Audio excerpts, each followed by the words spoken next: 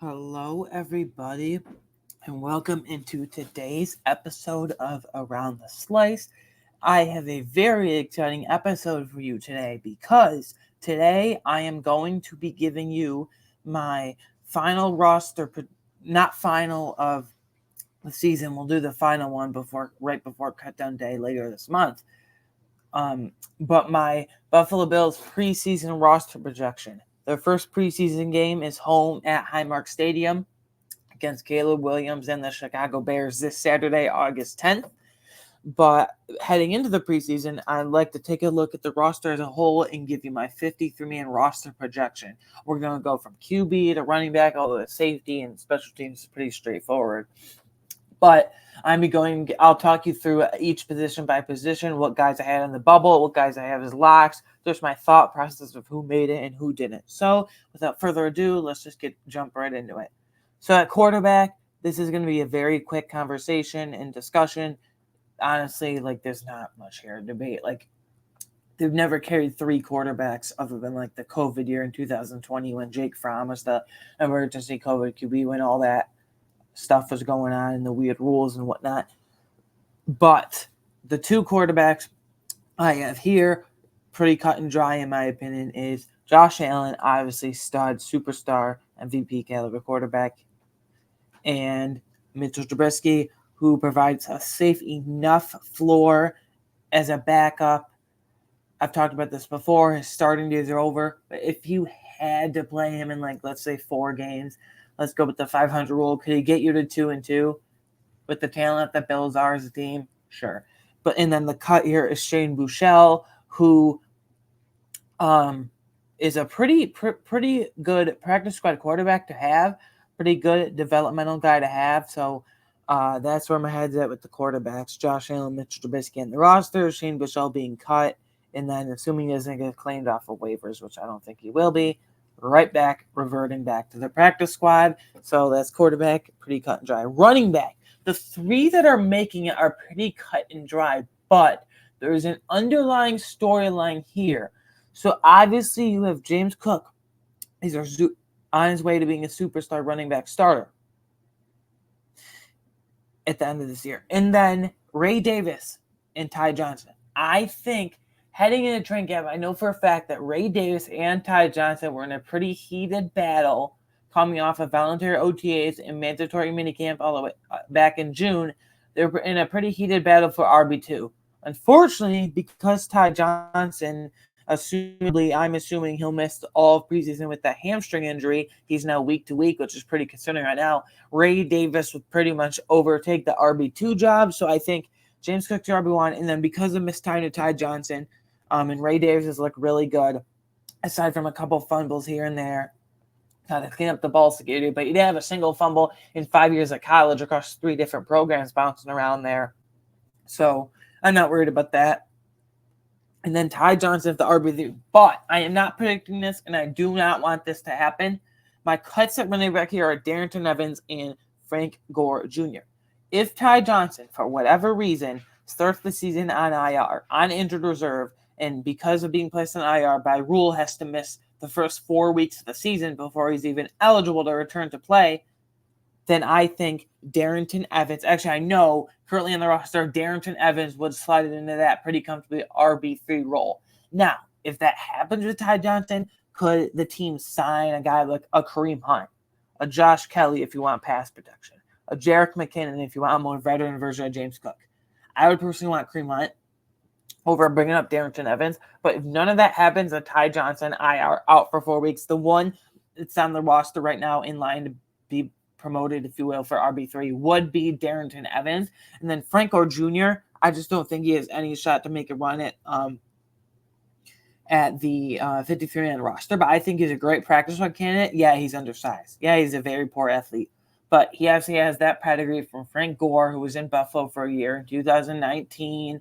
And his family obviously has a good relationship with Sean McDermott and Brandon Beane, respectively. So, do a nice gesture for that, get him on the practice squad. But it's interesting to see. The whole preseason is going to be Ray Davis, Darrington Evans, and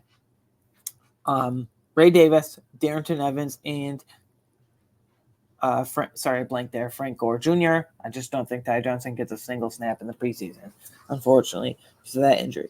Next, at fullback, Reggie Gilliam. No cuts here, nothing to talk about here. It's interesting with Reggie Gilliam because he can play fullback and tight end. So he was an undrafted free agent in 2020 out of Mac school. We love that Maction, but out of Toledo there in Ohio. So out of Toledo, UDFA in 2020, undrafted kid back then. His first couple years with the Bills, it was interesting. He was working with the tight ends a lot. And now his last few years with the Bills, he has been a fullback. But it's nice to know that he can be an insert blocker when needed. And I really love him. He's known amongst Bills fans as Reg the Sledge. That's not just amongst Bills fans. His Twitter name is literally Reg the Sledge. So he's called that because he lays the boom. I remember against the Jets last year where he huge hit on the opening kick return. Was it Xavier Gibson or something back last season as a rookie? Either way, Reggie Gilliam lit him up. Bills ball, and they scored a touchdown off that forced fumble and recovery by Reggie Gilliam. But my point is here, he's a very good asset as a huge special teams contributor / elite special teamer and as an insert blocker. I honestly, guys, want him to get on the field more this season because last year, Latavius Murray did all the pass blocking reps. That's why he was on the field so much, even if he wasn't necessarily touching the ball. Now I think that's going to be Reggie Gilliam because none of Ty Johnson, even before the injury without it, Ray Davis with the stumpy build and whatnot, and then James Cook, but I'm not saying he's frail, but he's not even 200 pounds. There's no pass blocking commodity in that running back room, if you will. So as an insert blocker, I want to see Reggie Gilliam in the field more. And then wide receiver, this is where it gets interesting. Obviously, we beat it to death at this point, but no more Stephon Diggs, no more Gabe Davis. So to be exact, there's 305 vacated targets, I believe, which means 305 open targets for any other guy.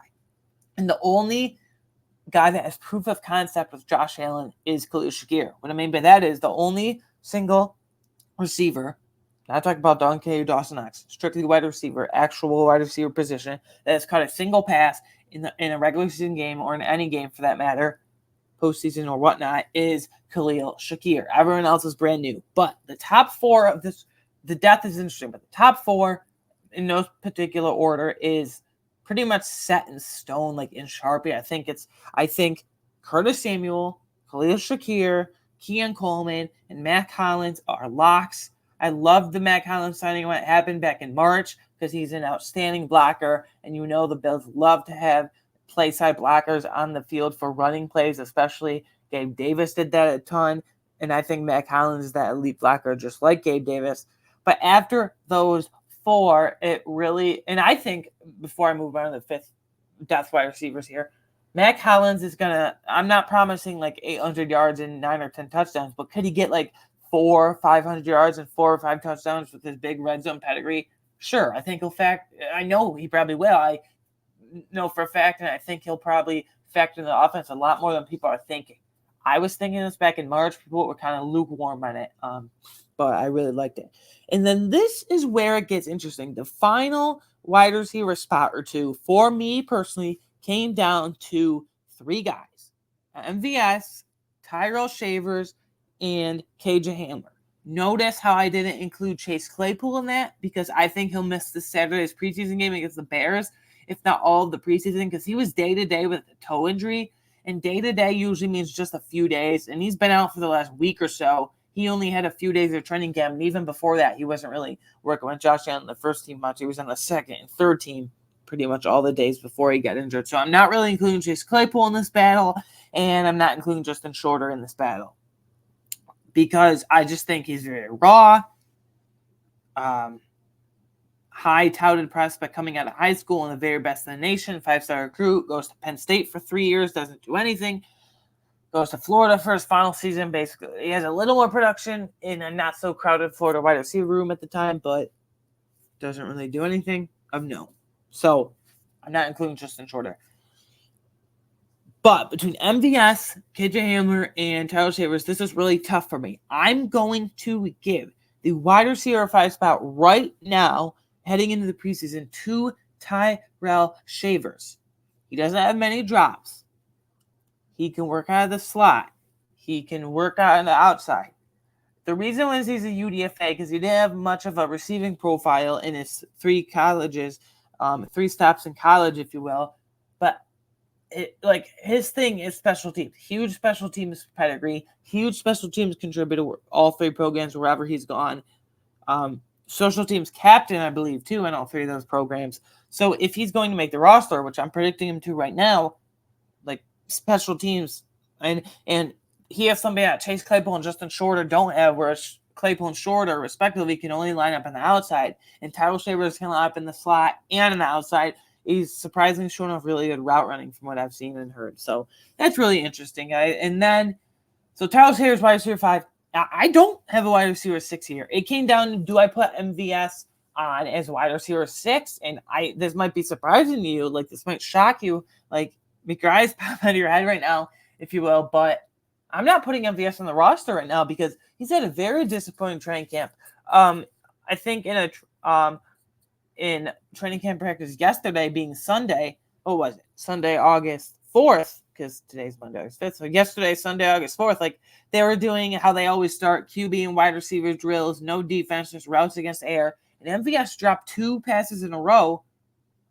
I don't know if in a row, but in general, he dropped 2 passes during those drills against air. Like there were no defense. So if he can't catch against air, like how is he going to catch against defense? And he only does one thing. Like he's only a field stretcher and downfield threat. And he's only good for 1 or 2 deep bombs a game. Yeah, deep bombs are great, but we have Matt Collins for that now to separate downfield. We have Keon Coleman for that now, the high point the football in the red zone. So we don't really need MVS. If it comes down to Tyrell Shavers versus MVS, who has more of a diverse skill set? Who can provide really good route running? Tyrell Shavers. Check. Who can line up on the outside in the slot and more versatility there? Tyrell Shavers. Check. Point for Tyrell Shavers there. The only thing MVS has over him is like a deep threat. Again, 1 or 2 deep bombs a game. So if he's pigeonholed into that just one skill set, then I don't think he provides much. So I know the big chatter as well. He might just stay on the roster because of his fully guaranteed contract. But yes, it is true. Back in beginning of May, a week or so after the draft, when they signed him, that they gave MVS a fully guaranteed contract. So if they were to cut MVS, the Bills, Brandon Beane, the Bills, and Sean McDermott, more Brandon Beane because he's the GM. If Brandon Beane and the Bills were to cut MVS, that would be a fully dead cap hit of $2.25 million for the year. But Brandon Beane has shown that he's not afraid to take out a dead cap hit if a player is moderately to severely disappointing, treating him like MVS is. I keep going back to this. I said this last week when talking about it. Brandon Beane and the Bills signed O.J. Howard 2 years ago.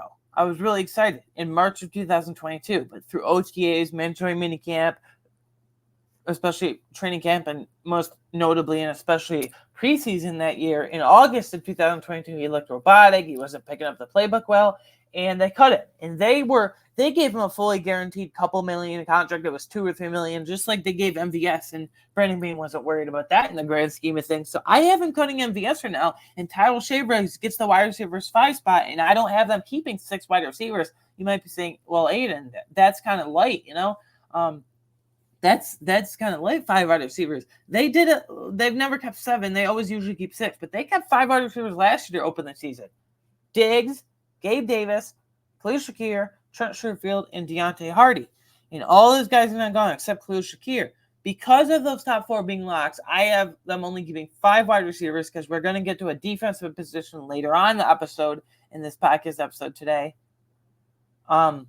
that I think they could go, quote-unquote, heavy at. So I think the wide receiver, that's a bold take. Tyrell Shavers is wide receiver 5. MVS not making the cut. No pun intended, but he's cut. And then tight end, top 2, like couldn't get more cut and dry than this. Dalton Kincaid looks to lead the team in receiving yards and receiving touchdowns, or receive targets, receptions, and receiving yards. This might be a bold take right now, but I'm saying this for the past few days. I think Keon Coleman has a chance to hit 9 or 10 or maybe even 11 touchdowns, double-digit touchdowns, because he's like 6'3", 220 pounds, so he's a huge red zone target with that frame. Guys like him and Matt Collins. And as much as I love Khalil Shakir, he's only 6 foot, and Curtis Samuel more of a versatility player. So the true red zone targets on this team are Dawson Knox, Keon Coleman, and Matt Collins. Keon Coleman's actually going to play on offense a lot more than Matt Collins, but I could really see Keon Coleman leading this team in receiving touchdowns. But getting back to my point here of the tight ends, Dalton Kincaid and Dawson Knox are absolute locks. Couldn't get more locks. And Dawson Knox is kind of overpaid for a backup time, but he's technically a starter this season because they're going to go with the 2 tight end stuff and the 12 personnel. I've said that I don't really like it, but they do because it opens up more opportunities and keeps the defense more honest. And then tight end 3, I really do think it is, guys, it is a true battle between Quentin Morris and Zach Davidson. Quentin Morris being a third-year UDFA out of, don't ask me because I don't remember, sorry, but a third-year UDFA with the team. He's a really great blocker. He is kind of a converted wide receiver from college to tight end, so he has that receiving pedigree. Now he's only 6'2" and 240 pounds. So he's a pretty undersized tight end for today's game, but it is what it is. And then he's battling Zach Davidson, who was hampered all of last year, placed an IR before the season, which means you're out for the season. I know this rule has changed this year, but in terms of last year, that's what the rule was back then. I said back then, it was only last August. It was forever ago, though. It is a true battle in Quentin Morris and Zach Davidson. I'm going to give it to an incumbent right now, and the veteran being Quentin Morris. But if you can get Zach Davidson back on your practice squad, which he might not be able to clear waivers at this point, but I'm way more confident in Zach Davidson clearing waivers than Quentin Morris. If you cut Quentin Morris, there is no way he's getting back in waivers into your practice squad. Because I said this before, it's a luxury that we have him as tight end 3 on this team because I think he could be a pretty serviceable tight end 2 for some teams in the league. We just have to have him as tight end 3. Zach Davidson, clear waivers, get back to the practice squad, and then Trey McKitty also back to the practice squad if they keep a couple tight ends in there, which I think they will. Offensive line, I think the 5 starters are set in stone. I thought David Edwards and Connor McGovern would have some competition maybe for starting jobs between Cedric Van Granger, where he really did play guard or center, whether it was guard or center, I should say rather, but he's really only worked with the third team, and he's only gotten a few days of second team opportunities because of Alec Anderson, who, I'm glad he's okay, but last week he was taken to the hospital because of a heat illness. That was when it was 90, 95 degrees out here in Rochester, and muggy and humid, so he was taken to the hospital, but he's okay now, thankfully. And that's only when Cedric Van Granger got to work at center. He's back to the third team in the last few days and for the foreseeable future. Aaron Cromer says he has guard center flexibility, but I'm not really sure about that, but we'll see. He's only worked at center in training camp, apparently. So I think the top 8 are pretty much locked here. Obviously, you have your 5 starters from left to right. Deion Dawkins at left tackle. Dave Edwards at left guard. Connor McGovern at center. Second year, looking to be a stud. Maybe some all-pro love in his future as soon as this year. I don't know. Bold prediction. Who knows? I'm not saying he'll get it, but maybe I'll get some all-pro votes and love. Right guard, being Osiris Torrance. Then right tackle, Spencer Brown. And then your 3 depth pieces, I think, are also locks. Ryan Vandemark, who's strictly a tackle, but Alec Anderson, who can play all 5 spots. I think his best spot is at guard and center, but he can play tackle in a pinch if you want to. And I've said this before, if you're a depth guy for Cromer, you're going to get cross-trained. You're going to play multiple spots along the offensive line. And it's a luxury that Alec Anderson can play both tackle spots, both guard spots, and center at a really pretty high level. And then Cedric Van Granger, who can be a center and guard, but his natural position is center. And then these last 1 or 2 spots were really, really tough for me. I had some tough decisions to make.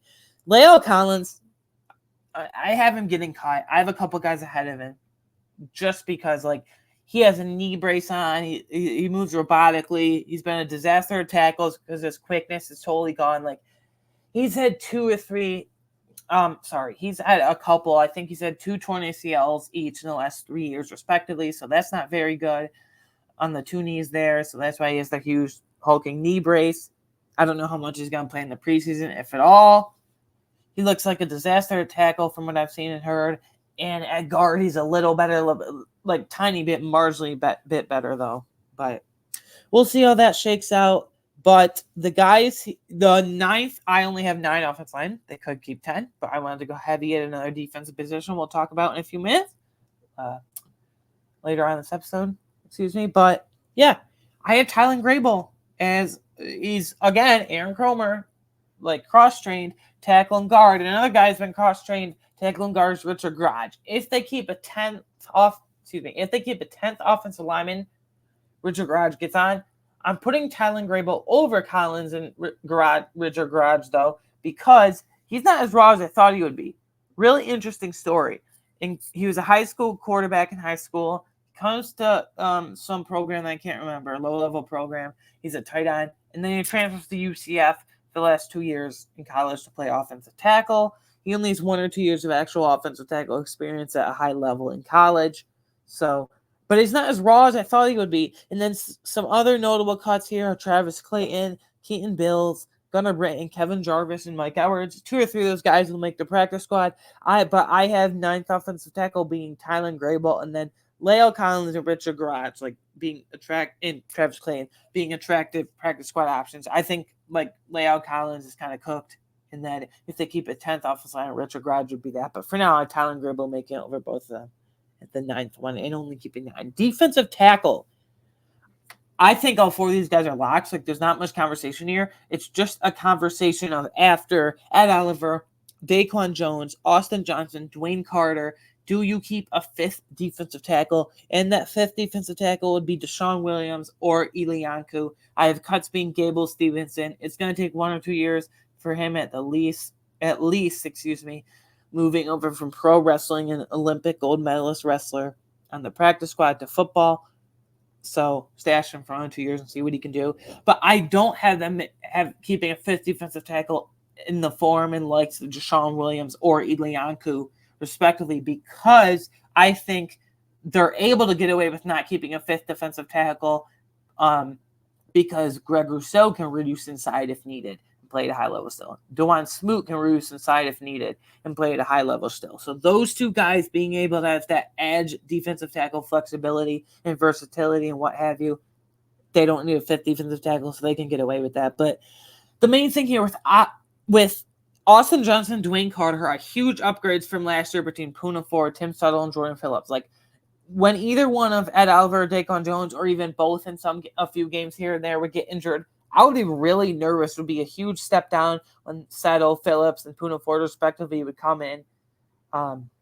If Poona Ford wasn't healthy scratch that week, as he was more than I liked. But Johnson and Carter are upgrades over that. And then even Deshaun Williams and Ilianku, are roster caliber players, especially Deshaun Williams, who's played in an odd scheme last year with the Panthers, and they played him at nose tackle and the edge.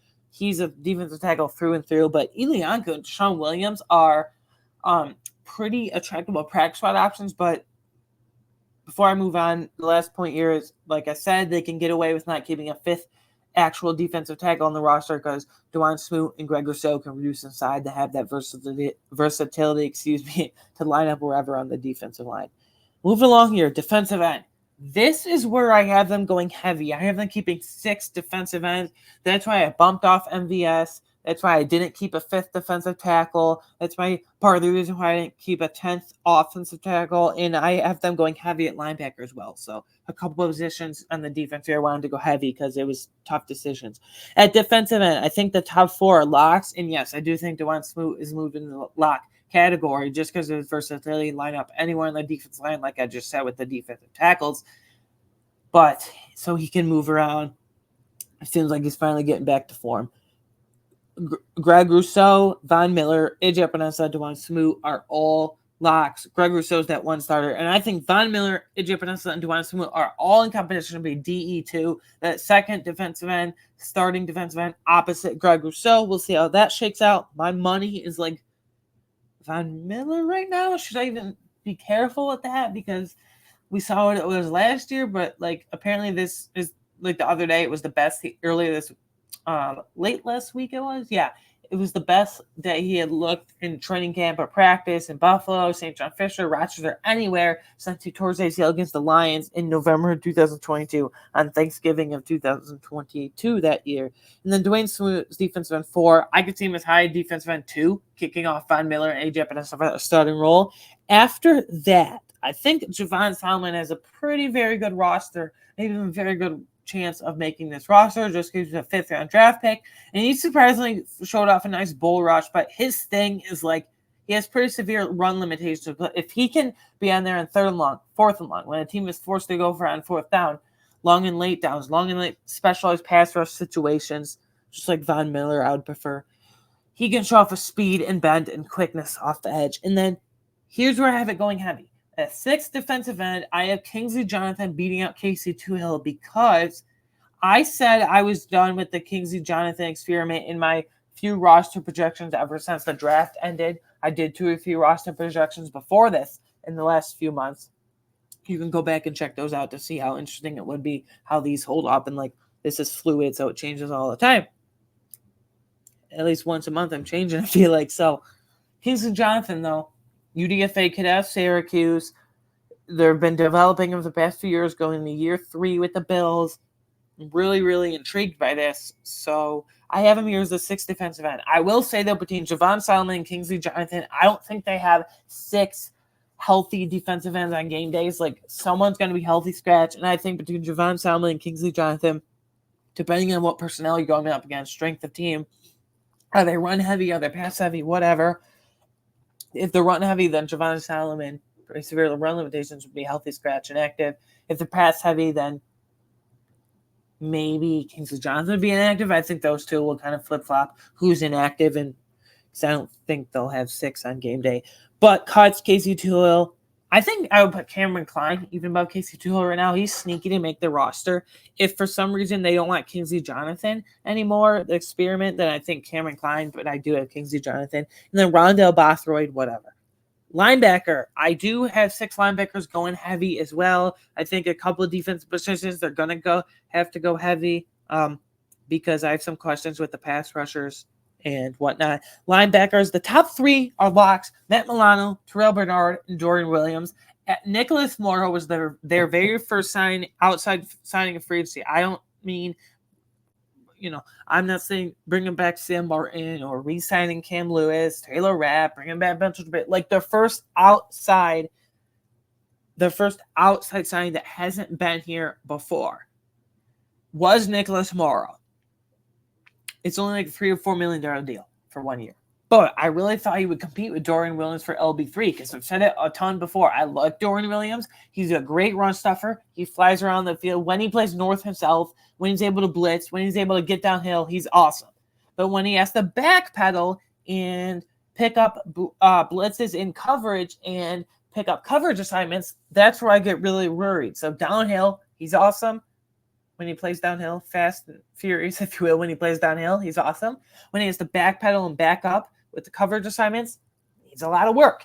But he's the locked-in LB3 now, it seems. And I think, just like last year, even more now, he gets into some specialized packages, if you will, in maybe some dime looks, maybe some other sub-packages, because he's best, obviously, like I said, when he's downhill, able to blitz the quarterback near the line of scrimmage and just fly around and do his thing.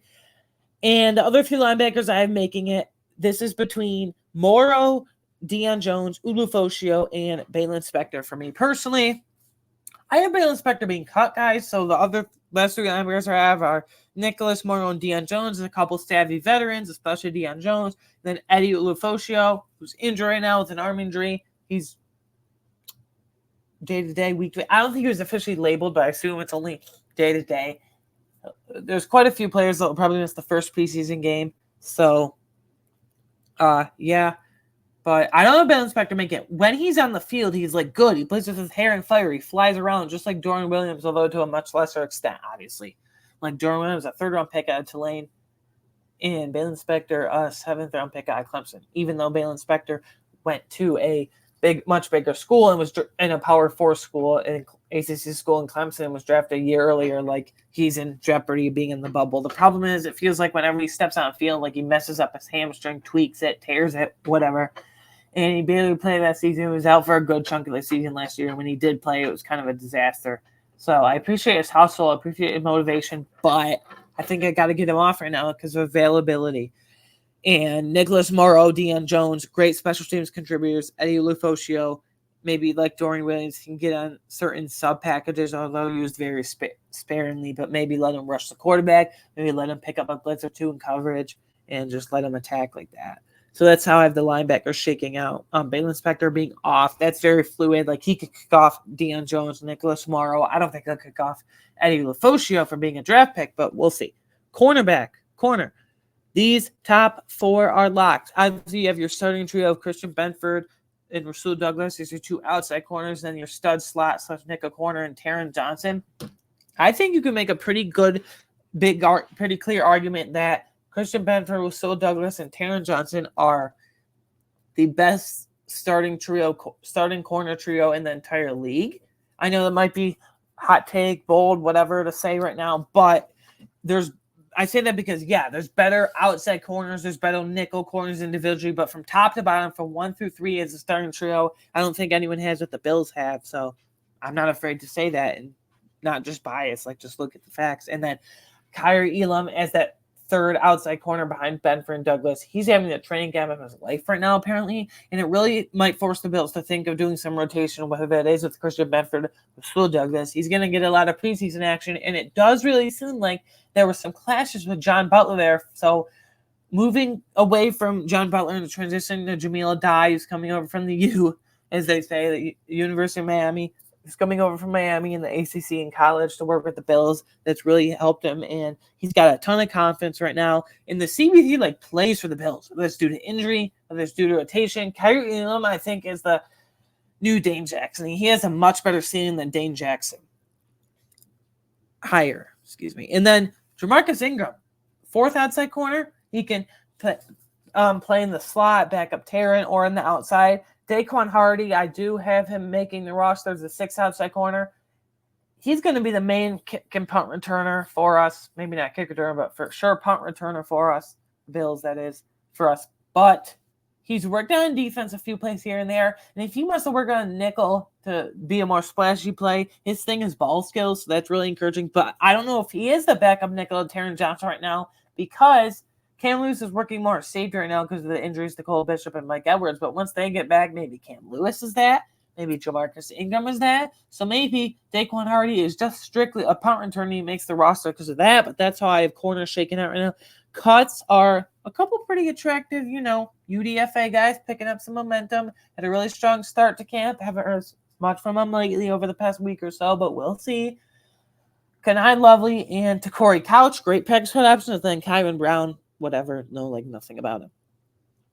And then at safety, I have 5. This is pretty straightforward. Taylor Rapp and DeMar Hamlin will be your starters. Taylor Rapp is pretty lukewarm on as a player. Not really a fan, but I love DeMar Hamlin. I keep saying this, but I don't mean to brag about myself here, but I said ever since the draft and going back to May, especially when OTAs and mandatory minicamp camp preheating up in mid-June, DeMar Hamlin will be a starting safety on this team week 1, 2024 with Taylor Rapp. Now I think he'll get it out of necessity and default because Mike Edwards and Cole Bishop will probably miss the entire preseason, unfortunately. It's a huge deal for both, but especially Cole Bishop.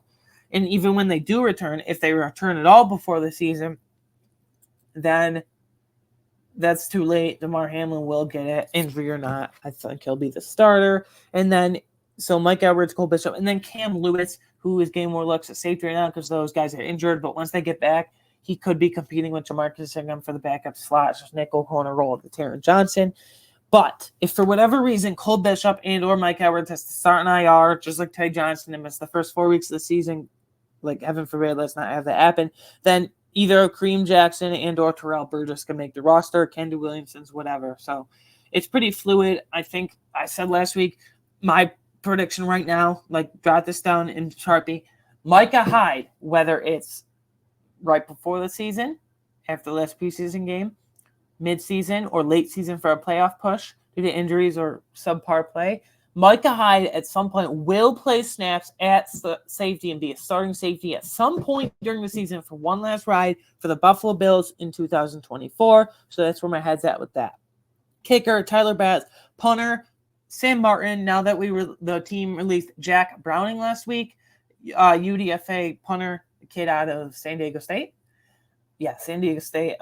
San Diego State. So I thought they would give him at least the preseason. I'm not ruling him out bringing him back, but it seems like Sam Martin, after just a week or so of training camp, really kind of cemented that down. And long snapper Reed Ferguson. Anyways, guys, this has been a blast. This is where my head's at with the 53-man roster projection for the Buffalo Bills. Heading into training camp, there were some positions that were really tough for me to decide. I had a few surprises, even surprising myself, and you guys probably too, with some positions. I went heavy in a couple defensive positions. That's why I had to cut one or two surprise guys on offense or other positions across the roster as well. I'm very excited for the second episode this week because on Wednesday, August 7th, in a couple days, I'll be bringing you my Bills-Bears preseason game preview. It will be kind of a test, if you've never been with me before, a preview, no pun intended, of what my previews for the regular season will look like. So glad to have you aboard, and that's going to be awesome. Training camp is great and all. I enjoy reading all the practice recaps from different beat reporters. They all do a great job, and notes and videos and podcasts and whatnot. But there's something so fresh and exciting about being able to watch your team again. And I'm so excited to actually talk about an actual game again and break that down from every single angle. I love training camp, like I said just a few seconds ago, but it's awesome. It's so good to have football back in our life. So anyways, guys, lastly, you can find me personally on Twitter at awinegarner13. You can follow the show on Twitter at AroundSlice. And, of course, for availability, you can watch or listen to this podcast on YouTube, Apple, Spotify, or, of course, wherever you get your favorite podcasts. And lastly, if you like my thoughts and like hearing what I have to say on this podcast, you can subscribe to my Patreon and get extra exclusive bonus content only available to you guys as patrons. That is only $3 a month. Once again, that is patreon.com/aroundtheslice for just $3 a month. And one last thing I forgot about. I'm on the road to 30 subscribers on this Around the Slice YouTube channel, so help me get there. If you're on the audio platform, I'd really appreciate if you come on over and subscribe. If you don't, that's fine. Watching my videos on any platform you're on is great, but I'm on the road to 30 subscribers by the time the Bills kick off Week 1 against the Arizona Cardinals on Sunday, September 8th. Bills preseason game later this week. Saturday, I'll be back in a couple days, Wednesday, August 7th, for that preview. I really appreciate you guys for coming along. Thank you. I'll see you in a couple days with that preview. Bye.